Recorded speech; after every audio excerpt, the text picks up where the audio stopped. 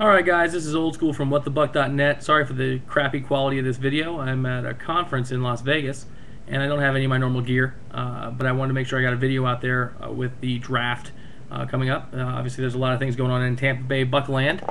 Breaking news today, Byron Leftwich was shipped to Pittsburgh in light of the Ben Roethlisberger situation.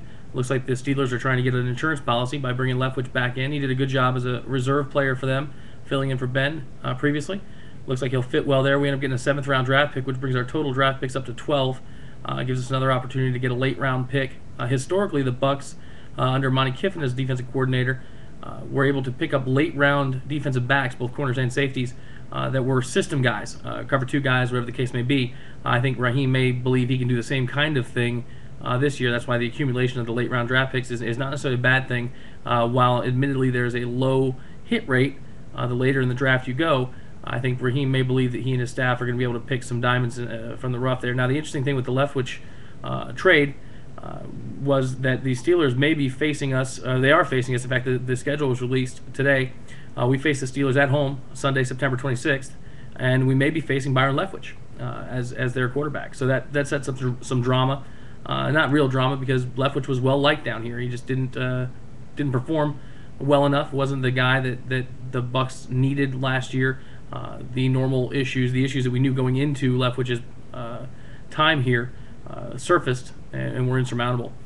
But at any rate, that sets up the draft. I'll be watching the draft from Legacy Stadium Club out here at the Palazzo. If you're local, you want to come out and hang out, feel free to do so.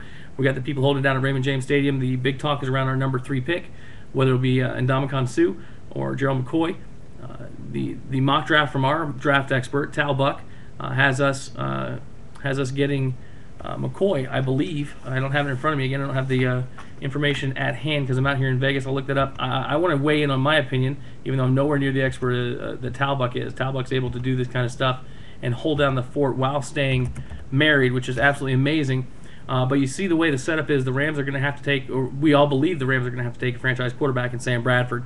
The big debate becomes, what do the Lions do? Do the Lions end up making their move for Okung to try and keep Stafford alive? If they do that, then we're going to have the choice. We're going to have the choice of Suh or McCoy. Now, our boy WhatTheBuc has the Lions saying, no, they can't do that. Defensive-minded coach, they're going to have to take Ndamukong Suh. He's the consensus best player in the draft. They're going to have to make the move, which has us taking Gerald McCoy. There is a strong belief in Tampa Buckland. The fans down here are, in fact, disenfranchised to a significant degree. That the Bucs are going to trade out of that 3rd spot somehow. No one's actually postulated what trade that would be, but there seems to be overwhelming belief that because the Glazers are cheap, they will not want to pay that 3rd round draft pick. I don't happen to be in that camp. If by some stretch both McCoy and Suh are gone, then I would see a potential trade down if someone was willing to trade up, though I don't think with the Redskins making the move for McNabb, that's going to be a likely scenario. In the rest of the draft, obviously with 12 picks, there's a lot of things you can go through. And at WhatTheBuc.net, we've got the whole mock draft by WhatTheBuc. You can go through it literally round by round and see who he's got picked. My particular impressions are, especially with Jimmy Wilkerson signing with the New Orleans Saints, we're particularly weak at the defensive end position. We're going to have to look for a speed edge rush guy who's going to give us some of the support after we get that defensive tackle. We also have obviously some pretty significant needs around the wide receiver position. Wide receivers that grade out well for us.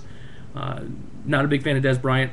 Personally, I like Golden Tate. I like what I see out of Golden Tate. Aurelius Ben is someone that WhatTheBuc likes. I share that like. I think that both of those guys are legitimate ones. Then you got guys like Jordan Shipley, who's probably more of a traditional slot guy, but also a hell of a receiver. Later on in the draft, you got a guy like Riley Cooper. I do expect the Bucs to spend a decent draft pick on a wide receiver because they did nothing in free agency to try and do that. Though Maurice Stovall did sign his tender, I don't think that he's a guy who's going to be a legit number 2. So they're going to have to get some young talent in here along those lines. I know that these videos that when you do the live production run out of time quickly, so I don't want to go too long. The schedule was released. We will be doing some live updates the rest of the week. I want to apologize to our YouTube fans out there for the slow updates. Hopefully I'll get off my ass and do these things more regularly. Schedule, nothing surprising, relatively weak schedule. The only upside for me in some ways is that the Saints game is not on Christmas.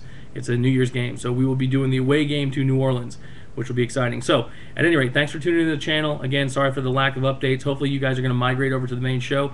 We're still doing that Thursdays in the off-season. We'll go Mondays and Thursdays regular season, and we're going to be simulcasting it on 10 a.m. terrestrial in Tampa. So, rate it up. Let me know what you think. Give us some comments, and we'll communicate that way.